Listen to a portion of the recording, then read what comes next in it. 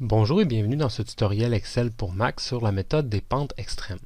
À partir de données fictives de position en fonction du temps pour un MRU, ou un mouvement rectiligne uniforme, je vais montrer comment produire un graphique sur Excel pour Mac, comment afficher une courbe de tendance linéaire, c'est-à-dire une droite et son équation, ainsi que comment obtenir l'incertitude sur la pente et l'incertitude sur l'ordonnée à l'origine de cette droite par la méthode des pentes extrêmes. C'est une méthode qui a l'avantage d'être très visuelle.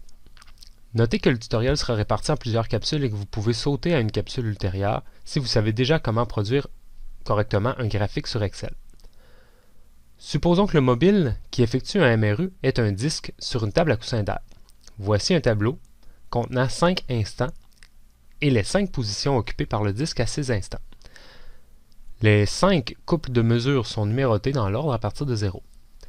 Dans cette première capsule, je vais vous montrer comment porter ces mesures en graphique.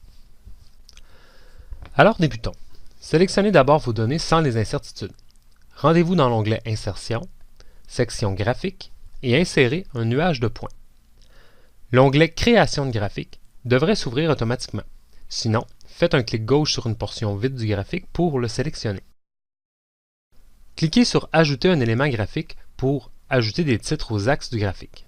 N'oubliez pas que les titres des axes doivent contenir le nom ou le symbole de la mesure, ici X en ordonnée, ainsi que son unité de mesure, par exemple les centimètres.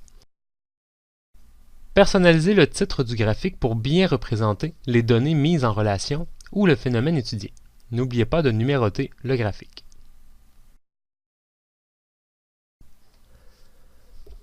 Sélectionnez la série de points sur le graphique et insérez une courbe de tendance.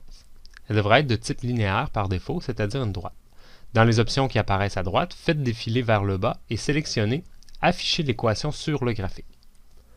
Vous pouvez maintenant ajuster un peu la présentation du graphique en changeant le format de la droite pour la mettre en trait plein, en repositionnant l'équation pour qu'elle soit bien visible, ou en augmentant la taille de la police si les titres des axes ou les graduations sont difficiles à lire.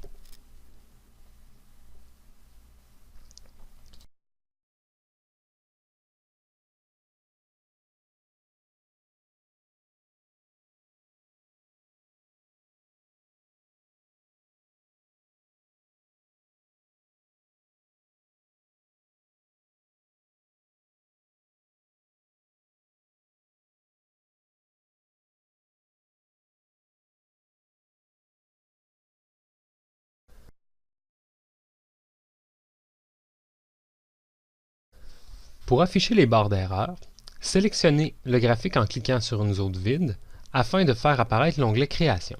Dans cet onglet, faites Ajouter un élément graphique pour ajouter les barres d'erreur.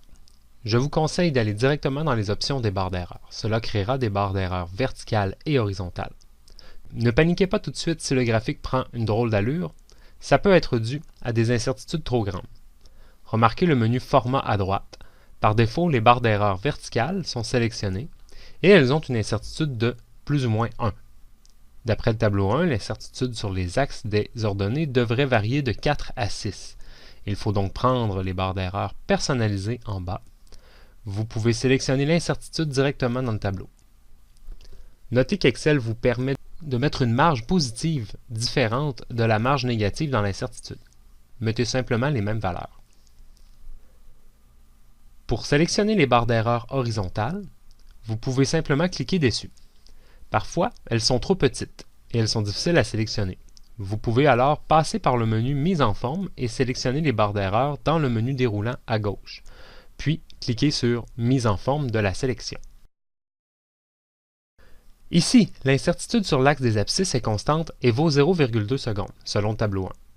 Vous pourriez juste modifier la valeur fixe, mais en prenant cette méthode, si jamais vous modifiez votre incertitude dans le tableau 1, elle ne changera pas dans le graphique. Pour lier les barres d'erreur horizontales au tableau, allez à Personnaliser, puis sélectionnez la cellule contenant l'incertitude unique dans le tableau.